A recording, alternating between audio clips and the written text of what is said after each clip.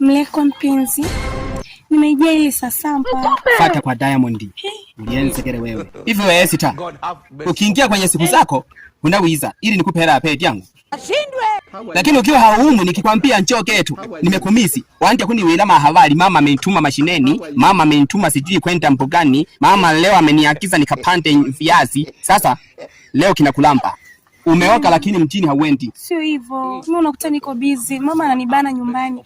Ni hivi kutoka kama hivi nimejiiba mpenzi wangu. Umejiiba na utajikamata. Ila cha kukusaidia na kuile ruru. Nimemuibia mama hili dela sawa.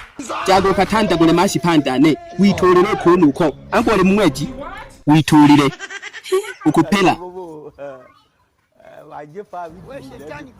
Yaani mimi unanipa hili. Mimi napeleka wapi sasa? Haya mambo ya kizamani yashapitwa na wakati Mlekwa. Yaani Mlekwa amenizalau kiasi kikubwa mpaka wananiletea uchafu kama huu. Kwa hiyo unaona shida gani kutoa 5,000 mimi nikanunue pedi? Unajua unaniona kama matako yako. Mambo haya yamepitwa na wakati. Ndio Mlekwa. Una uhakika?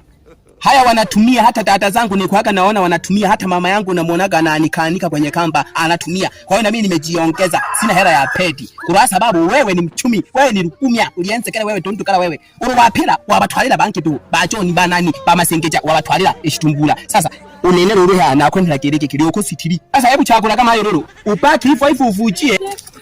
Okay. Udoba. Wamba tu mpenzi wangu kumbe unajishongondoa tu ulianza kala kumbe unataka kajijiweke huko na upana uje geto.